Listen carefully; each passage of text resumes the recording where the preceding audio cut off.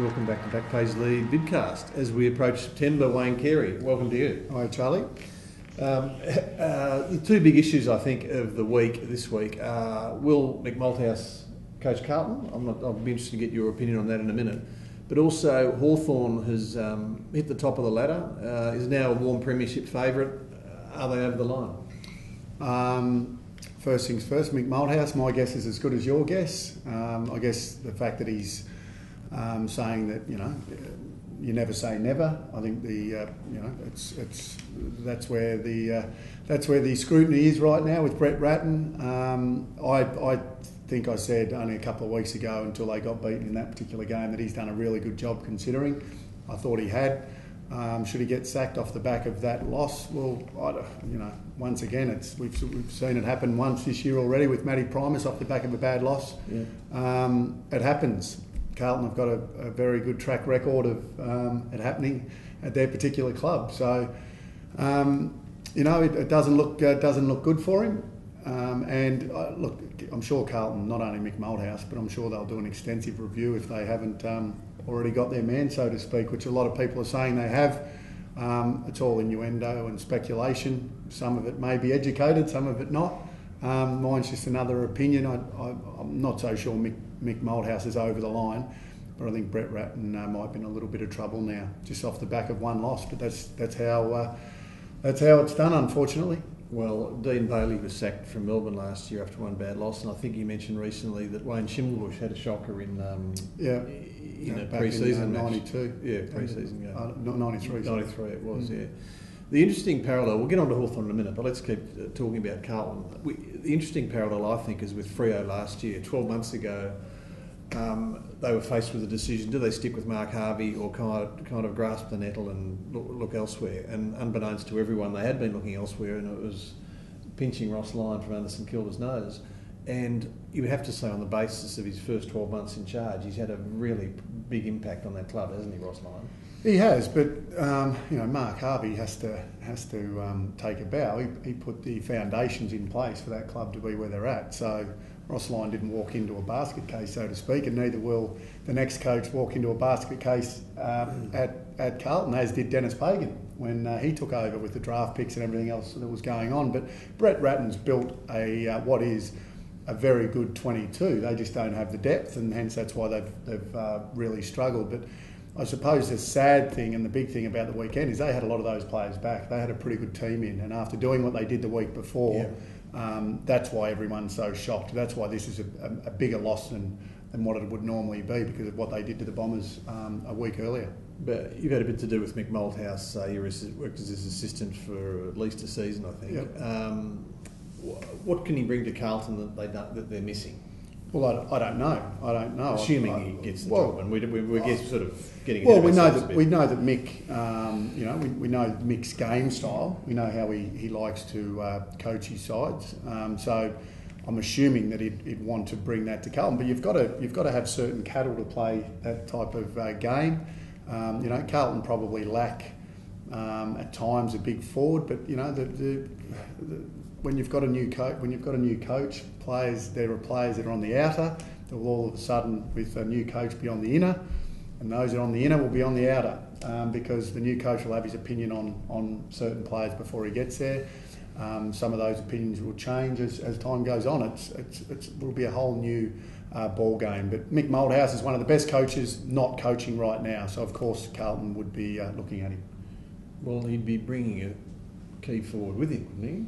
With the initials of TC. Well, he's not doing much good, so he wouldn't be doing too much. Travis Clark, of course. Yeah, you wouldn't be paying too much money for Trav right now. Yeah, good point. So I won't even ask the provocative question about Swanee. So Swanee and Trav might go with Mick as a kind of a package deal, do you reckon? Well, Swanee's throwing the set of steak knives, Travis Cloak. might be the Brownlow medalist. Might be the go. But look, that's all. Swanee's just signed a new contract, I think, so he's at Collingwood for a little while. Okay.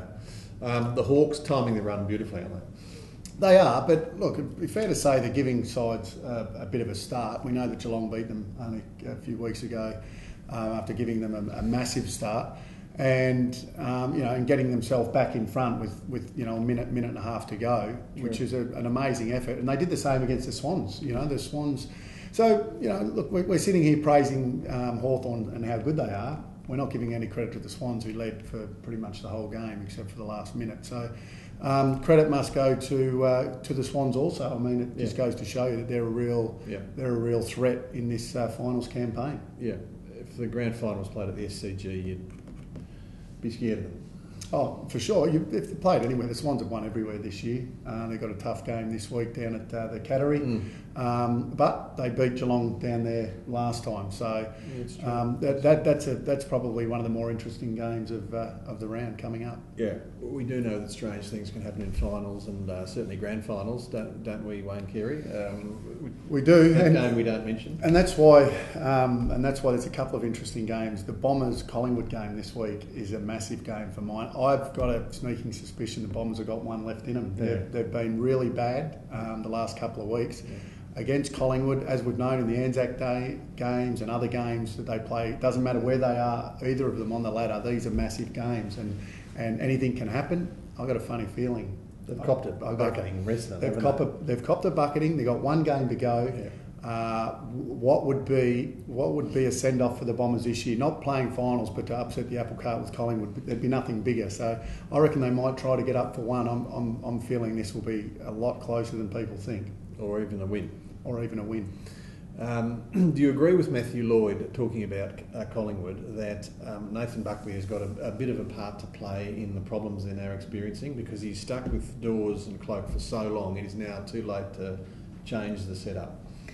Well, they have to do something, whether it be drop Dawes and bring in someone else, or throw the side around a little bit in terms of those key positions. The one thing that we know, their work rate, they're working hard, they're predictable, but they're just not scoring at the moment. Yeah. So you'd have to say they've got to try something, and they're two big forwards are not doing anything. So I think one of them probably has to be dropped. Yeah, it would be Dawes. And it would be Dawes. Yeah. And he's probably got to go back for a week and find a bit of comment. And it might only be 1 week, but he's got to go back and do. So they've got to try something. They can't just continue down this path and hope it works. Exactly. Not with finals, 1 week away. Yeah. Can I get you just your views about how Freo and North were played last weekend, a major contrast in styles, North freewheeling and free scoring, and Freo, of course, under the famous Ross Lyon patented method of just choking the bejesus out of the opposition. Yeah. Freo won well, and they really just put North back in their box, didn't they? They did, and they did, and that's how you beat the Kangaroos, basically. You do have to stop their run, and knowing Ross Lyon and the way he coached at St Kilda and the way he's coached at times this year, he was always going to shut their run down, and he did exactly that. It's easy enough saying that's how you beat the Kangaroos, but there's been 9 teams that haven't been able to do it. Yeah, that's true. That Fremantle were able to sustain that pressure. That's what I actually thought Collingwood may do the week before. They weren't able to do it. Fremantle under Ross Lyon were able to do it on the weekend and came away with the win. And the Kangaroos have to learn from that and learn that that you can't keep playing. Well, you can't play that style at times, especially under finals type pressure, which it was against Freo.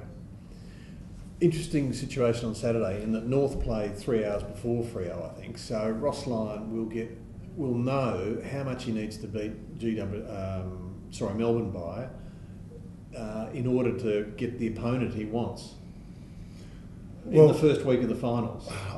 Will he just go all out? Of course. So there won't be any trying to obviously you try to win by as much as you can, and I think both sides will be trying to do that. A couple of quick ones. Kevin Sheedy signing on for 1 more year at GWS. Good thing. Good thing. Thought we all thought that had happened, and I suspect Mark Williams will spend another year under him and then take over the year after. That's what I think might happen there. And Melbourne also, as we know, struggled badly on and off the field for many years now. Reappointed their chief executive Cameron Schwab for 3 more years, which surprised some. Yeah. Oh, look, without being on the intersector, yeah. not really. I look at that. They've been very disappointing. Brad Green been an absolute superstar of that club, and he retired. I think he's an absolute champion, and the way he's handled things this year, I think, has been exemplary, and he deserves a big tick. Okay, and finally the three games, the bigger games this weekend, round 23, the final round. Before we head into the finals, Hawthorn and West Coast on Friday night in Melbourne. Yeah, I'm going to go for an upset in this one. I'm going to tip West Coast. What's got into you this week? Yeah, I just think West Coast might. I just think they're going along all right. Okay. Geelong and Sydney, can the Swannies do it again? Just to touch on that, they're going all right, and their big forwards will worry Hawthorn's defence. Yeah. And that's their one Achilles heel, I think. Their height down back. Yep, good point. Can Sydney make it 2 out of 2 down at Geelong? I'll probably tip Geelong in this one with no real confidence. Geelong are playing very good footy, as are Sydney, but I just think Geelong down there will beat Sydney, even though they didn't on the last occasion. And you've said Essendon might sneak over the line against. Yeah, I'm tipping an upset in that one as well. I'm going to tip the Bombers. No, not a great. I don't know. I've got a feeling that the Bombers might have one left in them for the year. Brilliant. Wayne Carey, thanks so much for your thoughts and insights once again. Thanks, Charlie. Cheers.